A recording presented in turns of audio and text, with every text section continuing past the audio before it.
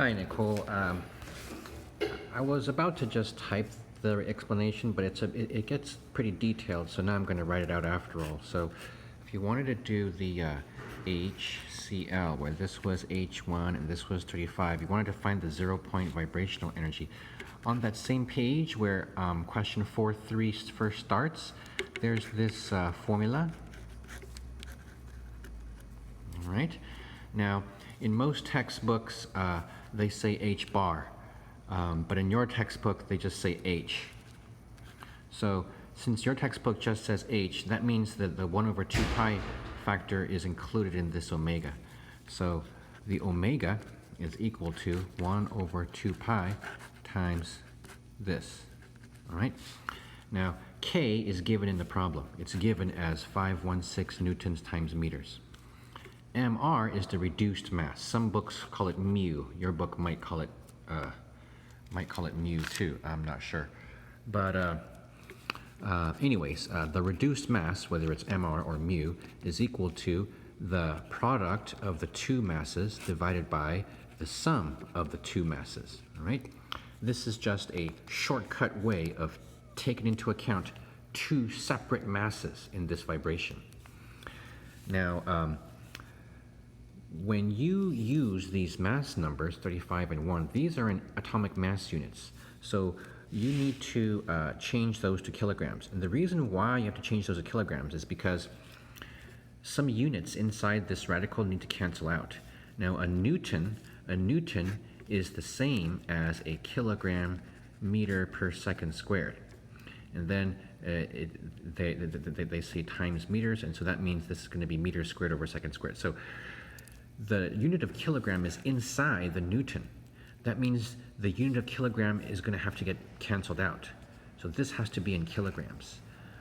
So if we do this in atomic mass units, it's 135 AMU. So 1 AMU times 35 AMUs is going to be 1 times 35 AMU squared, because they're both in AMUs. Now 1 AMU plus 35 AMUs. Now, these AMUs are not multiplied, they're added, so it's just, you just end up with an AMU. But we've got to figure out a way to change these to kilograms. Now, how many AMU are there in a kilogram? Well, remember, when you use the periodic table, you know, if you say there is 1 mole of carbon, if you say there's 1 mole of carbon, then you say that there's 12.011 grams of carbon. You remember that? So that means that this 1 mole of AMUs is 1 gram. So that means 1 kilogram, which is a much larger unit, like 1,000 times larger, is going to be just 1,000 moles. So this would be 1,000. This is Avogadro's number times 1,000. Right? So this is the conversion factor you have to use to change this into kilograms squared and to this into kilograms. So let me show you, let me do that briefly over here. So 35 AMU squared over 36 AMU. All right, so now on top here, I'm going to change this. I have to square this whole thing because I want AMU squared to turn to kilograms squared. So 1 kilogram is 6.022 times 10 to the 26 AMU. Same thing down here. 1 kilogram is 6.022 times 10 to the 26 AMU.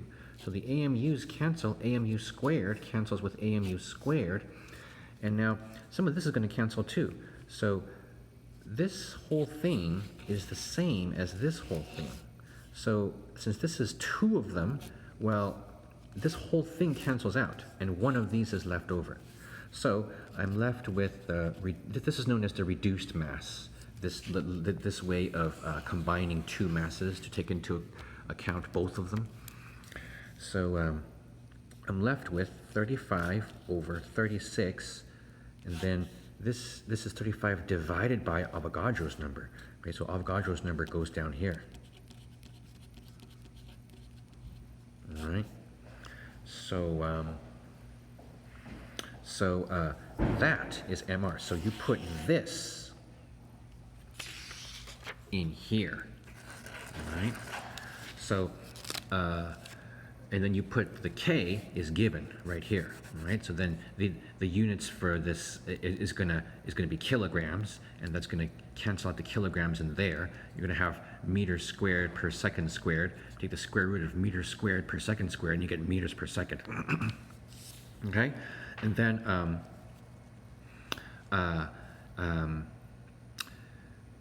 the next thing to do is to notice that we're in this problem they're asking for the 0 point energy. So that means this is 0. This is a whole number. It's a vibrational quantum number.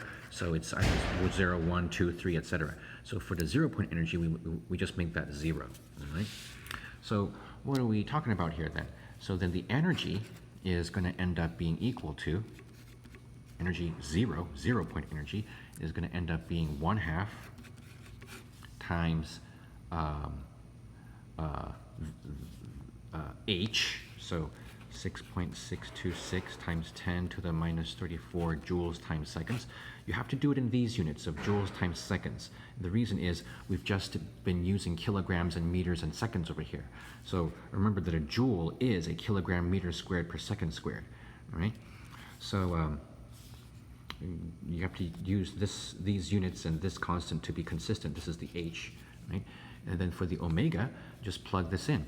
So this is going to be times omega, which was 1 over 2 pi times the square root of 516 divided by, now this was the MR, reduced mass, 35 over 36 divided by 6.022. All right, so that's going to be 35 over 36. Now, if you put something over something in a fraction, then the very bottom thing is the same as putting it on the top over here. So 35 over 36, right? 35 over 36, and then this 6.022, it's 35 divided by 6.022. Okay, so this one also goes over here. So this is 6.022 times 10 to the 26th. Now remember, that's 10 to the 26th, not 10 to the 23rd as you would usually do for Avogadro's number, because we were changing from AMU to grams. I mean, AMU to kilograms. So kilograms is larger than grams, 1,000 times larger. So we have to use 26 here, not 23.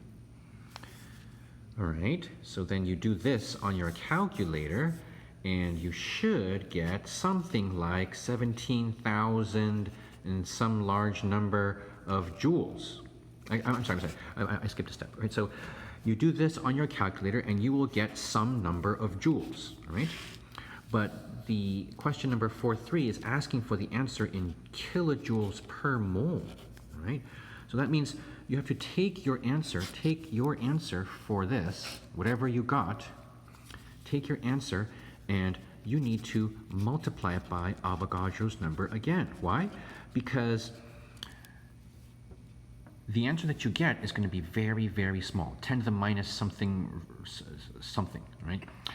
And that's because you just figured out the vibrational energy, the vibrational 0 point energy for one molecule. Remember, we converted the atomic mass units to kilograms. So that was just for one molecule. But they want it per mole. That means you got to do it for a mole of molecule. So whatever answer you get for this energy, you're going to multiply it by Avogadro's number, and that is bond energies per mole. All right, and that's going to get you an answer in joules per mole. And then that's going to be 17,000 something. You got to convert that to kilojoules per mole. And the way you do that, of course, is you divide by 1,000, because there are 1,000 joules in 1 kilojoule. So the kilojoules will end up on top, and then your answer should be 18 kilojoules per mole, or something that rounds to 18 kilojoules per mole. I'm not sure how many significant figures they want you to have here. It looks like since they gave you the K with 3, I think they want you to have 3. So it might be 17.7 or 17.9 or maybe 18.0, but something like 18 kilojoules per mole. I verified that by asking Google what is the 0 point vibrational energy of HCl, and we get to 18 kilojoules per mole. You should get, now for part B, you're doing DCl, Now this, where this is 35, this is 2. You got to do the same thing, Nicole. The very same thing, except right here, instead of doing 1 times 35, you're going to put a 2 here. And instead of doing 1 plus 35, you're going to put a 2 here. That's going to change your answer drastically. So your answer here should be 12 or maybe 13 kilojoules per mole. Your answer should round to something like 12 kilojoules per mole. Maybe 11, maybe 12, maybe 13. So don't forget to get that energy with this reduced mass done in kilograms, and then multiply that energy by Avogadro's number, and then convert down to kilojoules, all right? You should get something like 11, 12, or 13 kilojoules per mole. This is for number 4.3. 4.3. Thank you, bye.